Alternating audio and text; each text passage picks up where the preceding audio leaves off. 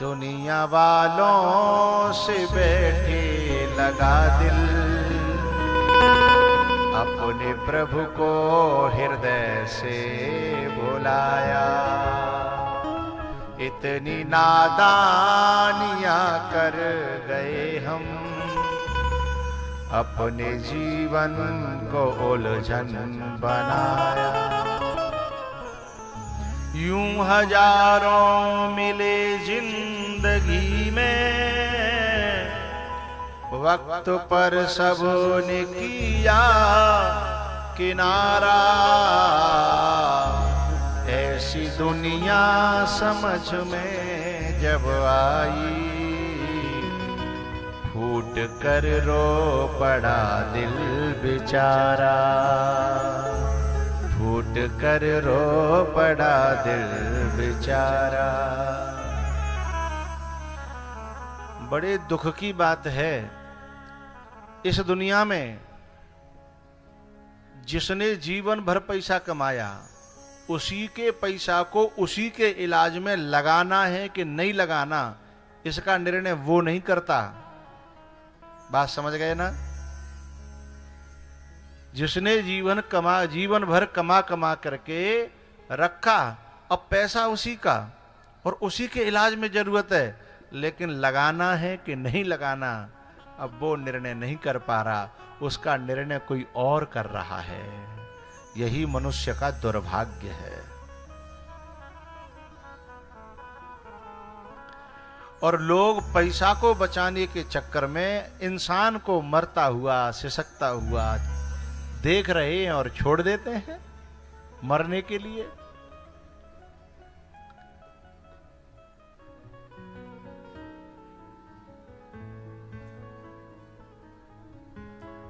तब उस व्यक्ति ने, उस हाथी ने देखा कि सब छोड़ छोड़ के चले गए, तब उसने भगवान को पुकारा और भगवान से जब प्रार्थना करी, तब भगवान ने आकर के उन्हें बचाया। बांके बिहारी मुझको देना सहारा, कहीं छूट जाए ना दामन तुम्हारा। बांके बिहारी मुझको देना सहारा, कहीं छूट जाए ना दामन तुम्हारा। भगवान ने जो है काल के मुख से हाथी को छुड़ाया और हाथी को छुड़ा करके दोनों को मुक्त किया, हाथी को भी और उस मगर को भी, दोनों को मुक्त किया। ये गज और ग्राह की कथा है भैया। ये वागर्ज ग्राह की तो कथा जब होनी तब है गई, लेकिन हमारी कथा है, हैं? इस सरोवर में आए तो इस बात को याद रखें, पांव पकड़ा जा चुका है, और यदि जिसको आखिर में पुकारना है उसे अभी से हम थोड़ा थोड़ा पुकारने लगे तो शायद उस समय ऐसी जरूरत नहीं पड़ेगी।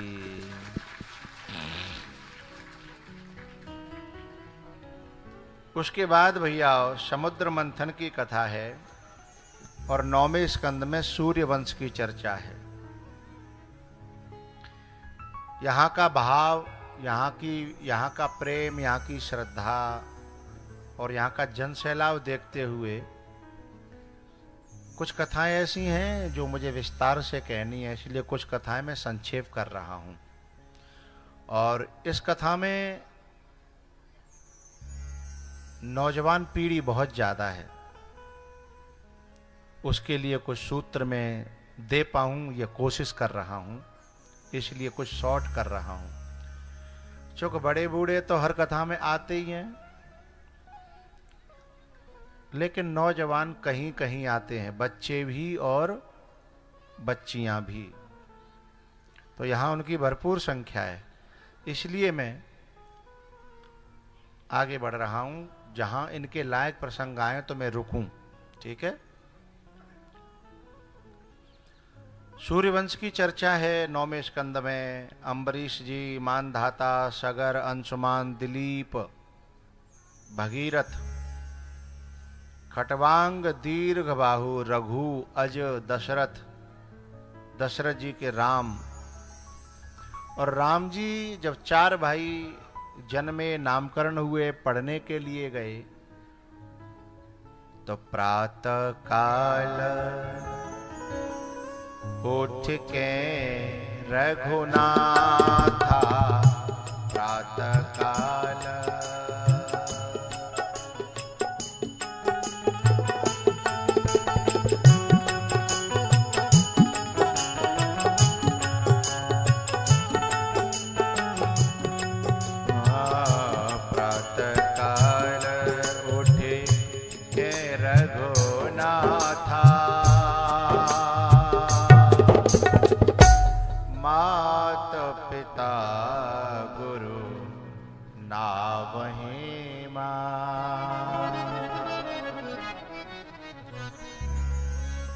भगवान राम जब सुबह उठते हैं, किसी ने पूछा कि ये क्यों माथा नवाते हैं माता पिता और गुरु को?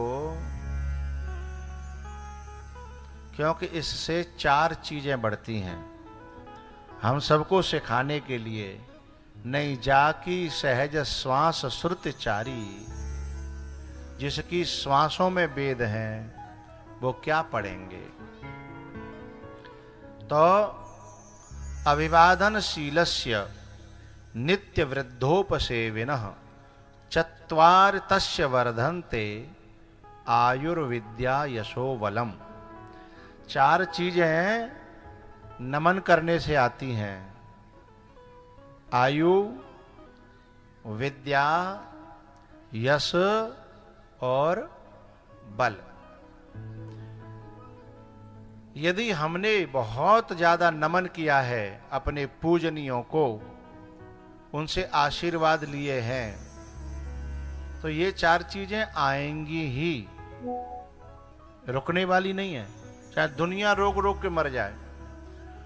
और यदि जिसने ये नमन नहीं किया है, जिसने अपने बड़े बूढ़ों के सामने, बुजुर्गों के सामने उच्छृंखलता, उद्दंडता, उग्रता का परिचय दिया है, उनके जीवन से ये 4 चीजें जाएंगी ही, चाहे वो रोक रोक के मर जाए, चाहे कमाए कमाए के मर जाए, जाएंगी ही। आयु, विद्या, यश और बल। इसलिए राम जी इसको समाज को देते हैं कि प्रातः काल उठ के रघुनाथा, मात पिता गुरु नावै माथा। जैसे ही राम जी गुरुकुल से आए पढ़ करके, वैसे विश्वामित्र जी लेने आ गए। सुबाहु, ताड़का और मारीच का यथोपचार करते हुए, अहिल्या का उद्धार करते हुए और जनकपुर में पहुंचे हैं, जहां बड़े राजा महाराजा आए थे धनुष तोड़ने के लिए, पर एक भी हिला नहीं पाया। तो जनक जी रोए, लक्ष्मण जी खड़े हुए। फिर जाकर के गुरुजी ने आज्ञा दी कि उठहु राम भंजहु भव चापा, मेटहु तात जनक परितापा। राम जी ने जो है गुरु ही प्रणाम मन ही मन कीना।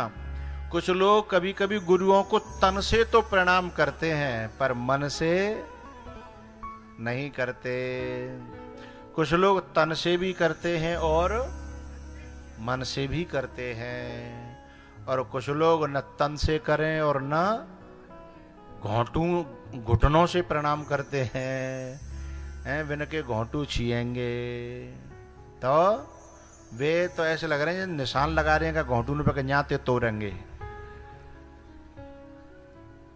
तो जहां कितना सुंदर हो जाता ये समाज यदि दिल मिला लेते ये हाथ मिलाने वाले। यदि दिल न मिले तो हाथ मिलाने से भी कुछ होता नहीं है। यदि मन न झुके तो फिर तन झुकाने से भी कुछ होता नहीं है। तन मन दोनों झुकने चाहिए। तो गुरु ही प्रणाम मन ही मन कीन्हा। भोले बाबा से आज्ञा मांगी। लोग हंसी उड़ा रहे थे कि देखो भैया अच्छे अच्छे धनुष नहीं तोड़ पाए, जी तोड़ेगो ने सौ बालक को जाकर रेखना उपजी, जी तोड़ेगो हट जा रास्ता दे दो। जब तुम अच्छे काम पे चलोगे तो पहले लोग ऐसे ही कहेंगे, हैं ये बहुत बनने जय माता दी गुर पवारे हैं, अच्छे अच्छे ना कथा करा पाए बिना की जे करांगे। ये जिन्हें में दम आती है वैसे ही कह रहे हैं, अच्छे अच्छे नहीं करा सके, जे कराएंगे। तो पहले वे जे कहेंगे और जब कथा है जागी तो हम तो पहले कह रहे बेकाऊपना रुकने बिना दम है, बेकार रुक रहे हैं बिन्ने तो साहब मेला लगाए दो। तो ये ऐसी जीव वारे जो होता है इनको कहते हैं लुढ़कनो लोटा। यदि हारत दिखे तो हम तो पहले ही कह रहे हैं, हमें पहले पता ही बेघटन होगा जे आपस में मरेंगे देखियो। और यदि नैया पार रहेगी बोले हम तो पहले ही कही जिन्हें कोई ना रोक सकत। हाँ तो जब हम अच्छे मार्ग पे चलेंगे तो लोग पहले कुछ कहेंगे। और एक पंक्ति है बड़ी प्यारी, कुछ तो लोग कहेंगे। सुना है? हे भगवान कौन सी दुनिया में रहते हो तुम।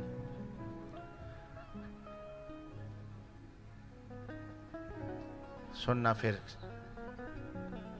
या सुन लो अभी जब तक हम कुछ और कह रहे हैं। हाँ हाँ हम वहीं जा रहे हैं। ठाड़े बैठे परे उताने कह कबीर हम वही ठिकाने। तो राम जी ने जो है ना किसी की तरफ ध्यान नहीं दिया, इधर उधर जो बकवास कर रहे थे कुछ नहीं, बस अपनी मार्ग पर चलते रहे। राम जी की जगह पे यदि कोई सिरसागंज को हो तो, जसवंत नगर को हो तो, इटावा का शिकवाबाद, फिरोजाबाद, मैनपुरी, आगरा जी एक बहुत गजब का एरिया है, धरती से अलग है। ये थोड़ा छिका अलग है, उठा हुआ है थोड़ा। मैनपुरी से लेकर के इधर चले आइए। फिर यदि यहां का कोई होता राम जी की जगह पे तो कहता धनुषे देखूंगा बाद में, पहले जिन राजन की चोंचे देखूं, मेरो तो बिकेगो तो एक आध बीघा बिक जाएगा, कोई गम नहीं है? इसलिए भक्ति में आदमी रुक जाता है, क्योंकि वे तो डोली रहे हैं, हैजा बहना मोसी, वे तो डोली रहे। लेकिन राम जी ने किसी की ओर ध्यान नहीं दिया। हम गिरते उठते पड़ते जब आगे निकल गए, हम गिरते उठते पड़ते जब आगे निकल गए तो हंसी उड़ाने वालों के चेहरे अपने आप उतर गए। हैं? जवाब देने की जरूरत पड़ी? अपने आप जवाब मिल जाएगा, आप मंजिल को पा जाइए। हैं? तो फिर जवाब कैसे देना पड़ेगा? राम जी ने बस ये हंसी उड़ाते रहे, लेत चढ़ावत खेचत गाड़े काऊ न लखा देख सब।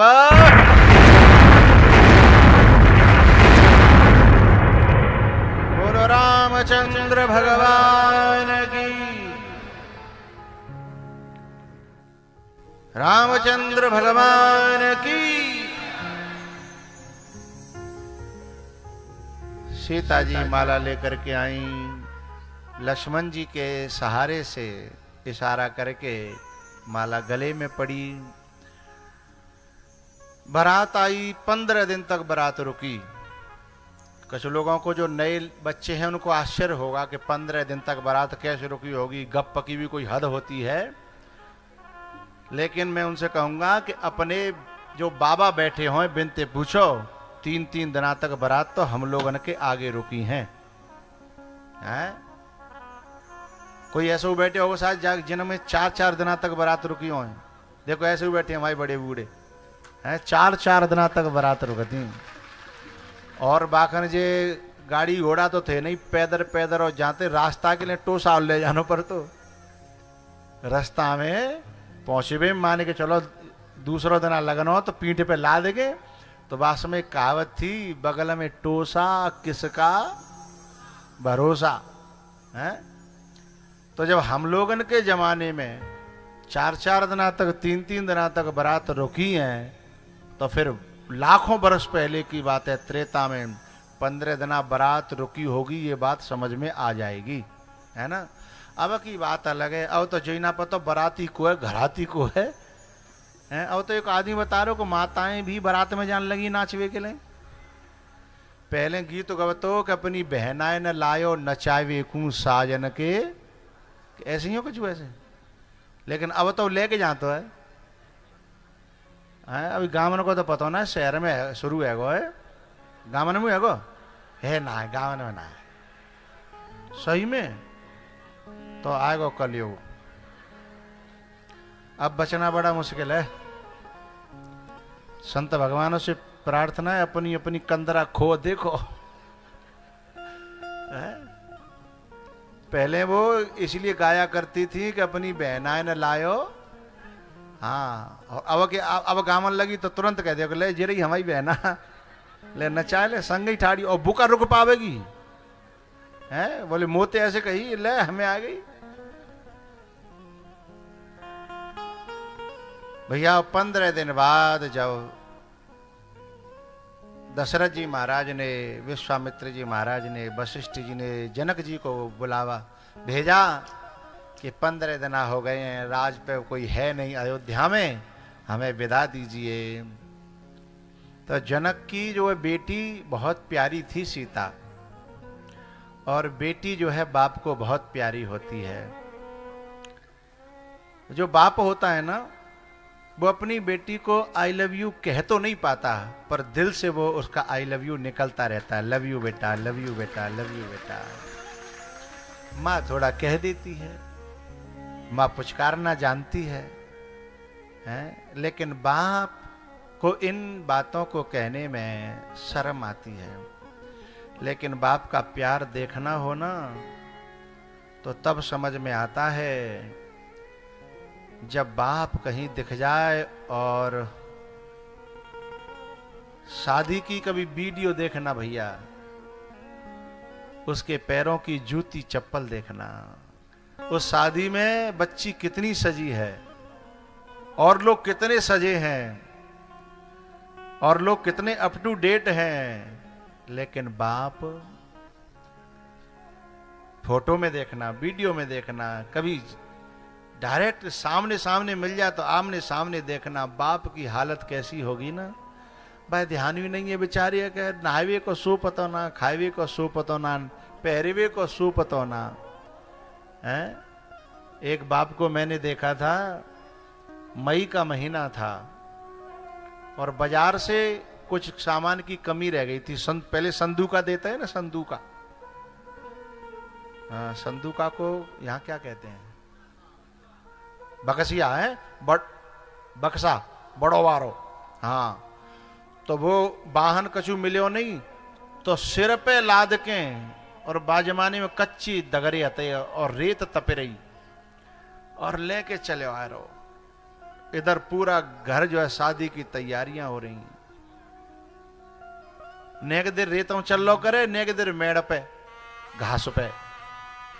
काउन की क्या बात है, बोले बेटी की विदाई होने वाली है कल, और ये संदूक का बक्सा आ नहीं पाया था। फिर मैं सोचा कोई नहीं मिला तो कैसे विदाई होगी, तो मैंने सोचा मैं ही ले आता हूं। है ये है बाप का प्यार। लेकिन मुझे दुख तब होता है इस कलयुग में कि कुछ बेटियां इस बाप के प्यार को समझ नहीं पाती, और बाप के अगेंस्ट जाकर, बाप की बात को कुचल के, बाप की पगड़ी को गिरा करके, बाप के मुंह को काला करके और ये कह करके कि I am educated, I am minded, मैं मैच्योर हूँ, मैं नाबालिग नहीं हूँ, मैं फैसला कर सकती हूँ, और ऐसा कह करके जब गलत रास्ते पे अपना पांव बढ़ा देती है, उस समय वो कलेजे के टुकड़े होते हैं बाप के, और उस अपराध से उस बच्ची को इस जन्म में तो क्या 7 जन्म में भी कभी सुख नहीं मिल सकता। उसने किसको धोखा दिया है? जो उसकी खुशी का इंतजाम कर रहा था, उसके सुख का इंतजाम कर रहा था, उस बाप को जो धोखा देगी, जो बाप के साथ गद्दारी करेगी। एक लड़की गलत मार्ग पे जब जाती है, उसे कोई समझाए तो क्या कहती है? जब माँ बाप मेरी खुशी ना देख रहे तो मैं क्या देखूं? अरे नालायक, माँ बाप तेरी खुशी जानते हैं, पर तू अभी अपनी खुशी जानती, जिसमें तू खुशी समझ रही है वो नरक का कुआं है। जिसे तू ये समझ रही है कि ये लड़का मेरे लिए मर सकता है, मेरे लिए जान दे सकता है, मेरे लिए नस काट सकता है, तू भूल गई है ये नस तो पहले दिखाने के लिए काट रहा है। जादना तू जंगल में आ जाएगी ना, वादना तुझे ही काट करके फ्रीज में रख देगा और टुकड़े करेगा 38। और वो जो तेरा बाप है ना, वो नस काटना नहीं जानता, वो दिखाना नहीं जानता, पर बेटी कैसे सुखी रहेगी जीवन भर, उसके लिए दुनिया के लोगों से कह रखा है कोई अच्छा सा बेटा हो तो बताइयो भैया। इतनी सामर्थ्य तो ना है पर मैं कचू कचू कर्जा कर करा के हैं, इतनी सामर्थ्य तो नहीं है, पर बेटा बढ़िया होए तो मैं तो चुकाता रहूंगा। मेरे पास ऐसे ऐसे व्यक्ति हैं जिन्होंने बेटी के विवाह किए थे 20 साल पहले, अभी तक कर्जा चुका रहे हैं और ब्याज भी ब्याज भर पाते हैं। और ऐसे बाप को मोह कालो करके जो चली जाती है, ऐसी कुलच्छणी लड़की, ऐसी बेटी परमात्मा के यहां भी कभी क्षमा नहीं होती, उसे बाप तो कैसे क्षमा करेगा? 20-20 साल हो गए केवल चुका रहे हैं, मूल नहीं ब्याज को। हाँ? मेरा बेटियों से कहना है बेटा, वो जो अच्छी बेटी होती है ना, देखो उतार चढ़ाव किसकी जिंदगी में नहीं आते, बुरे भले दिन किसकी जिंदगी में नहीं आते हैं, सबकी जिंदगी में आते हैं। लेकिन जो बच्ची गलत मार्ग पर पांव रखने से पहले अपने बाप के चेहरा को दिमाग में ले आएगी, वो कभी गलत मार्ग पर पांव नहीं रखेगी। जो बेटी, जो बच्ची अपनी माँ के आंसुओं को याद कर लेगी कि मेरी माँ तो मर जाएगी, क्योंकि ये अमेरिका नहीं है, ये हिंदुस्तान है। हिंदुस्तान में बेटी यदि ऐसे मार्ग पर चली जाए तो ये नहीं है कि तुम्हारा बाप फिर आराम से जी लेगा जैसे पहले जीता था। न तो वो गांव में जी पाएगा, न वो कुनवा में जी पाएगा, या तो उसे मरना पड़ेगा या गांव छोड़ करके भागना पड़ेगा। और जब भी उस बेटी की याद आएगी तो कलेजे पर चाकू चलेगा, चाकू। तो अच्छी बेटियां होती हैं ना, बाप बेटी को बहुत प्यार करता है। भैया भी अपनी बहन को हमारे हिंदुस्तान में बहुत प्यार करता है। हमारे यहाँ बहन भैया का प्यार है ना, ये लड़े कितने भी, लड़ाई झगड़ा तो बहन भाई में होता रहता है, लेकिन पता है भाई कितना प्यार करता है। भाई कभी बहन को मोटरसाइकिल पे बैठा करके बाजार नहीं ले जाता। उसे क्या लगता है कि मुझे चाहता नहीं है। बोले ना, तुझे चाहता है बहुत, दिल से भी ज्यादा, जान से भी ज्यादा, इसलिए नहीं ले जा रहा क्योंकि तेरी तरफ किसी ने आंख उठा के देखा तो वो झेल नहीं पाएगा। इतना प्यार करता है। इस प्यार को जो सच्ची बहन होगी वो समझती है, और जो कुलक्षणी होगी वो समझेगी नहीं, वो उल्टा ही बात लेगी है कि ये मुझे नहीं ले जाएगा। दुनिया को ले जा सकता है, अपनी घरवाली को ले जा सकता है, पर मुझे नहीं ले जाएगा। वो इस प्यार की गहराई को जो बहन समझती है, उस बहन को मैं नमन करता हूं, प्रणाम करता हूं, उसकी फीलिंग्स को समझे। भैया प्यार नहीं करता, भैया प्यार नहीं करता तो उस दिन देखना जिस दिन विदाई होती है ना, और बहन को कंधे पे धर के जब वो गाड़ी में डोली में बिठाता है ना, और वो उसके कपड़े पकड़ लेती है, भैया भैया भैया कह करके, और उस कपड़ों को जब कोई छुड़ा करके जैसे तैसे डोली में बिठाते हैं, फिर उसके हाथ पकड़ेगी, उसकी उंगली पकड़ लेगी, तब वो रो पड़ता है। कौन? वो भैया जो रोज लड़ता था। और जब वो रोता है ना, तब वहां के पत्थर भी रो पड़ते हैं। किसी ने पूछा कि तू क्यों रो यारे, तू तो रोज लड़ता था। तब वो रो करके कहता है, ये मेरी जीजी है, ये मेरी बहन है, ये मेरी सिस्टर है, मैं इसे बहुत प्यार करता हूं, पर मैं कह नहीं सकता, मेरा स्वभाव नहीं है, क्योंकि मैं पुरुष हूं, पर मैं प्रेम बहुत करता हूं। और प्रेम में यूं ही नहीं करता, मेरी जीजी लाखों में एक है।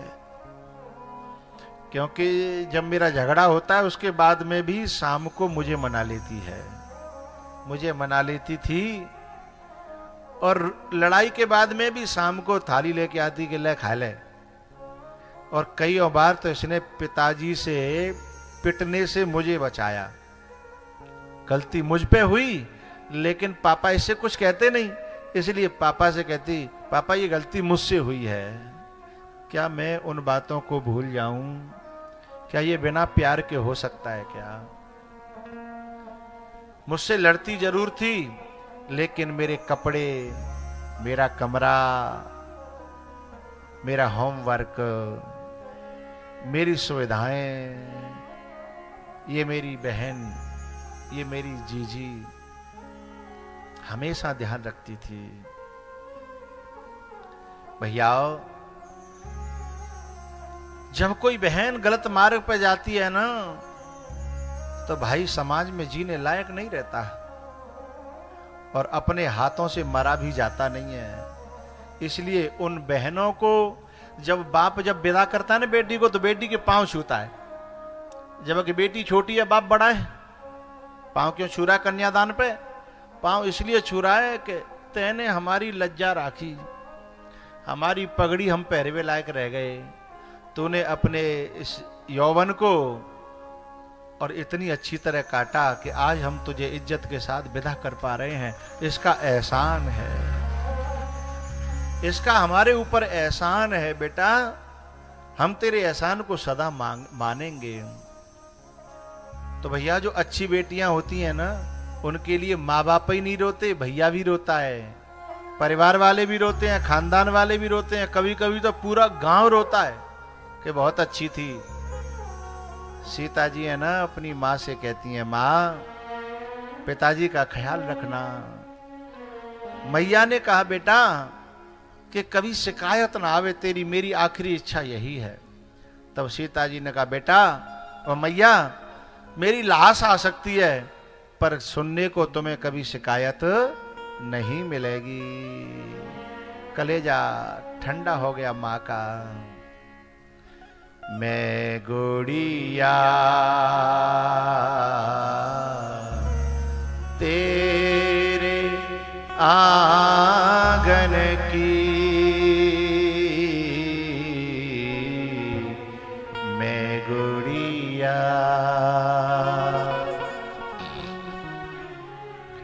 एक बात बताऊं, घर में चाहे 4 लड़के हों, 5 लड़के हों, 8, लेकिन जरूरी नहीं है बाप को ठंडा पानी मिलेगा, बाहर से परेशान बाप आया हो। और यदि बेटी अकेली हो ना, तो बाप न प्यासा रहेगा और न भूखा रहेगा। और पता है, जब तक बाप कहीं से परेशान होके आया हो, जब तक वो ठीक नहीं हो जाएगा, हंस नहीं लेगा, तब तक बेटी को चैन नहीं पड़ता है। मेरे देश में बेटी इतना प्यार करती है अपने बाप से। मैंने कई जगह देखा है कि बेटा ने कभी नहीं पूछा कि मेरे पिताजी परेशान रहते हैं, गुरुजी कोई उपाय है। लेकिन बेटी ससुराल में भी है और हमसे मुलाकात हुई तो मेरे मायके में मेरे पिताजी बीमार रहते हैं, बाबा कोई उपाय है? और मुझे उनकी बहुत चिंता रहती है। मुझे बहुत रोना आता है। उनको मेरे भैया भाभी सताते हैं ना, तो मैं कुछ कह तो नहीं सकती, पर बहुत रोती हूं मैं। तो बेटी कितनी चिंता करती है, बेटी कितना प्रेम करती है। सीता जी अपनी माँ से कह रही है, माँ मैं गोड़िया तेरे आंगन की, मैं गोड़िया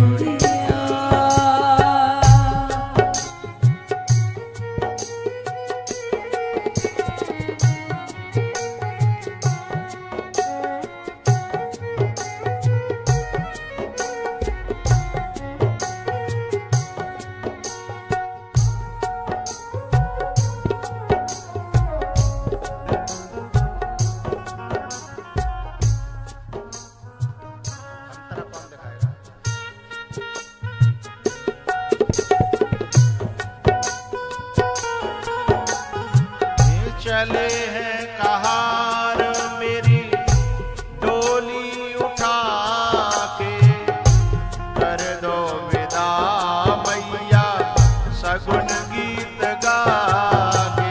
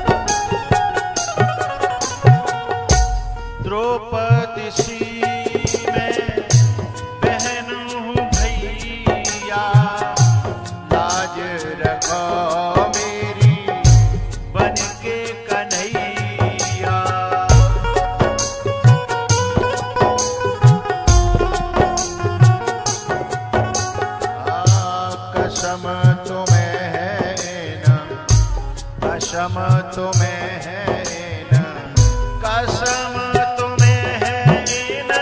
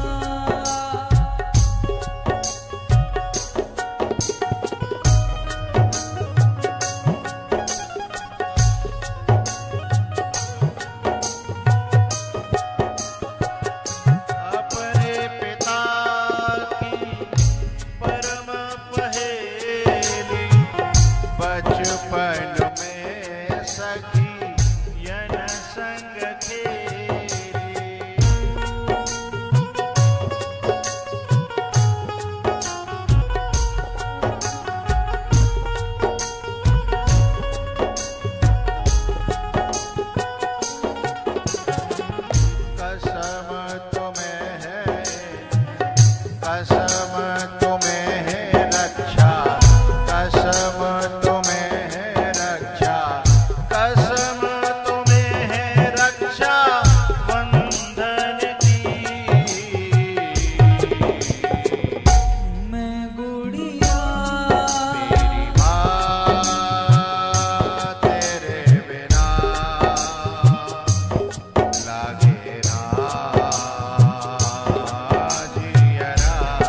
जियरा।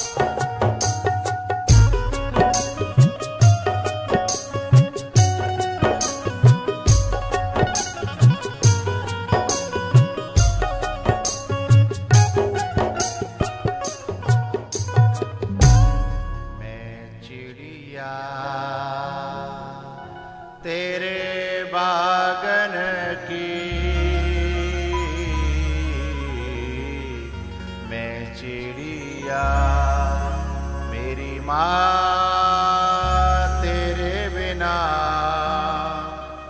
लागे ना जियरा। एक बेटी थी, कॉलेज कर रही थी, बीए, और उसके जीवन में एक ऐसा मोड़ था कि वो गलत रास्ते पर जाने के लिए मजबूर हो रही थी। एक ऐसा स्कैम समाज में चल रहा है कि कभी कभी किसी के साथ कोई फोटो हो जाते हैं और वह व्यक्ति जिंदगी भर के लिए उसका गुलाम बन जाता है। वो बच्ची ऐसे दलदल में फंसी थी। एक दिन उसके गांव में क्या हुआ, एक नट आया। वो भगवान से रोज प्रार्थना कर रही थी, क्योंकि वो जानती थी कि मेरा बाप यदि मैं गलत मार्ग पर गई तो मर जाएगा, मेरी माँ मर जाएगी, मेरा भैया जहर खा लेगा, मेरे चाचा की बड़ी प्रतिष्ठा है, मेरे ताऊ की बड़ी प्रतिष्ठा है, यहां तक कि मेरा मामा भी, क्योंकि बड़ी दूर दूर तक व्यक्ति को मरना पड़ता है। एक दिन नट आया और वो छत से जो है खेल देख रही थी। रात भर वो नटनी नाची और नट नचाता रहा। सवेरे वो रस्सी पे ऐसे ऐसे करके चल रही थी, उसके पैर डगमगाने लगे, नींद के झोंके से आने लगे। तो नट ने एक दोहा गाया, और भगवान जब बचाना चाहता है तो न जाने कौन से रूप में आ जाता है। उसने एक दोहा गाया कि बहुत गई थोड़ी रही और थोड़ी हु बीती जाए,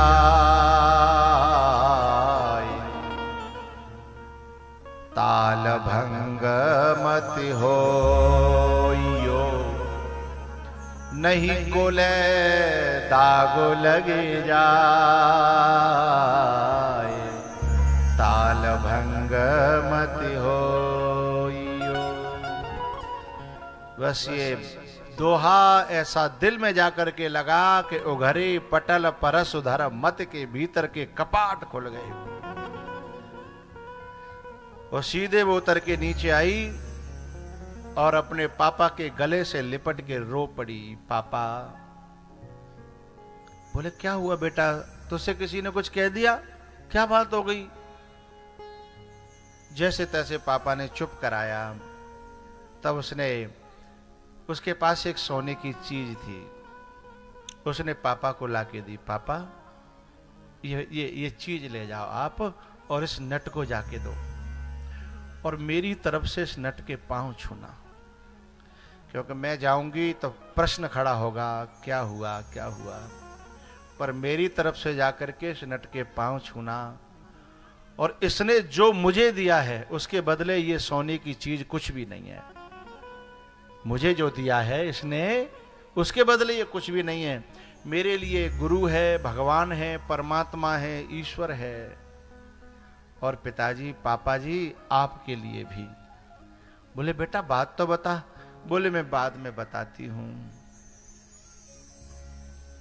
और जब वो उसका बाप जो है, जब सोने की चीज उस नट को देने गया और लौट करके आया, और तब उस बेटी ने बताया, पिताजी, पापा, इस प्रकार से कंडीशन थी, लेकिन इसके शब्द मुझे ऐसे लगे कि अब चाहे जो हो जाए, मैं अपने पापा के आगे नहीं जा सकती, पापा के अगेंस्ट नहीं जा सकती, उनकी इज्जत को नहीं डुबो सकती। पापा ने गले से लगा करके पापा बहुत रोए। अब ऐसी बेटी का कर्जा कोई बाप भूल सकता है क्या? हा? कोई माँ भूल सकती है क्या? तो मैं चिड़िया तेरे बागन की, मैं गुड़िया। इस प्रकार से सीता जी विदा हुई और अयोध्या में पहुंची हैं।